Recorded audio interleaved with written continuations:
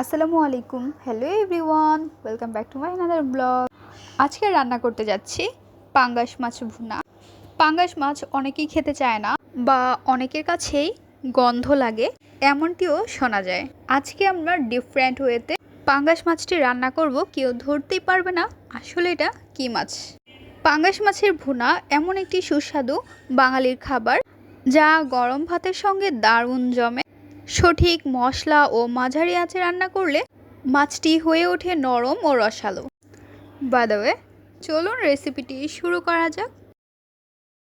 বিসমিল্লাহির রহমানির রহিম। প্রথমেই আমরা পাঙ্গাস মাছ নিয়েছি। পাঙ্গাস মাছের যে পিস রয়েছে কালো অংশ অর্থাৎ চামড়া, তা আমরা বটির সাহায্যে বা ছুরি দিয়ে উঠিয়ে নেব।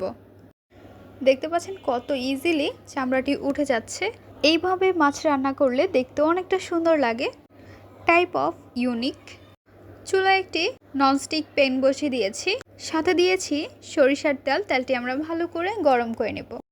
মাছের চামড়া উঠিয়ে নেওয়ার পর মাছটি আমরা ভালো করে ধুয়ে নিয়েছি। এখন মাছের মধ্যে দিয়ে দিব স্বাদ অনুযায়ী লবণ, অল্প পরিমাণ হলুদের গুঁড়ো, অল্প পরিমাণ গুঁড়ো মরিচের গুঁড়ো। হাত দিয়ে ভালো করে মাখিয়ে নেব। দেখতে পাচ্ছেন মাছগুলো মেখে নেওয়া হয়ে গিয়েছে। এইদিকে তেলও গরম হয়েছে, তেলের মধ্যে মাছটি আমরা দিয়ে দিচ্ছি। এক এক করে সবগুলো মাছ আমরা দিয়ে দিব। মাছটি আমরা মিডিয়াম ফ্লেমে রেখে ভেজে নেব। মাছগুলোর যখন এক পাশ হয়ে যাবে আরেক পাশ উল্টিয়ে নিতে হবে। মাছটি আমরা কড়া করে ভাজবো না, দুই পাশ হালকা করে ভেজে নেওয়ার পর মাছগুলো নামিয়ে নিতে হবে। এখন আমরা মাছগুলো নামিয়ে নিচ্ছি। খুবই সুন্দর কালার এসেছে। এখন আমরা ননস্টিক প্যানের মধ্যে দিয়ে দিচ্ছি পেঁয়াজ কুচি। পেঁয়াজটি আমরা নেড়ে চেড়ে নিচ্ছি। পেঁয়াজের মধ্যে যখন হালকা একটু ব্রাউন কালার চলে আসবে তখন আমরা দিয়ে দিব আদা এবং রসুন বাটা 1 টেবিল চামচ।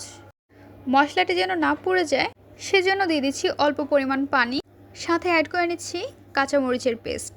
হলুদের গুঁড়ো 1 টেবিল চামচ, ধনিয়ার গুঁড়ো 1 টেবিল চামচ, গুঁড়ো মরিচের গুঁড়ো 1.5 টেবিল চামচ, ধনিয়ার গুঁড়ো 1/2 টেবিল চামচ, স্বাদ অনুযায়ী লবণ।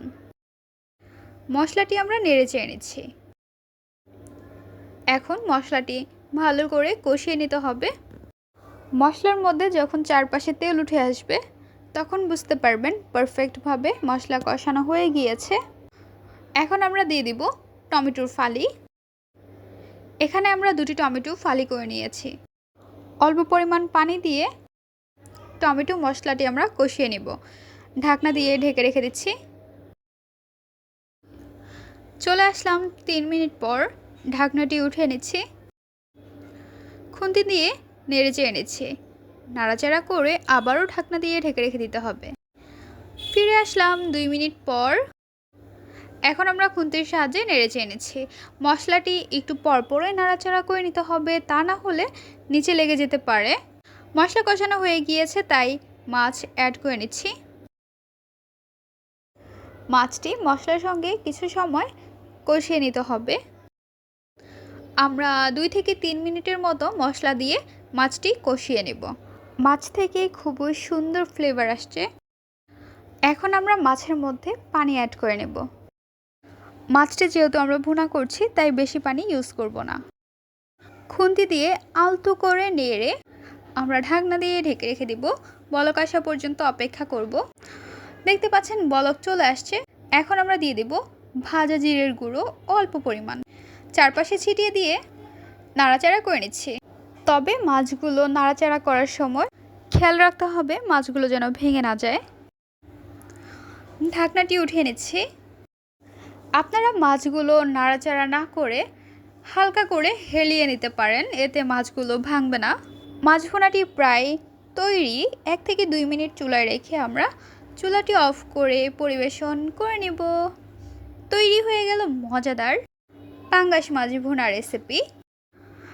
আমাদের আজকের পর্বের রেসিপি আপনাদের কাছে কেমন লেগেছে তা অবশ্যই জানিয়ে দেবেন আপনাদের মূল্যবান মতামতটি। ভিডিওটি ভালো লাগলে অবশ্যই একটি লাইক করে দেবেন এবং সাবস্ক্রাইব করে আমাদের পাশে থাকবেন। আজকের পর্বে এখানে বিদায় নিচ্ছি গাইস।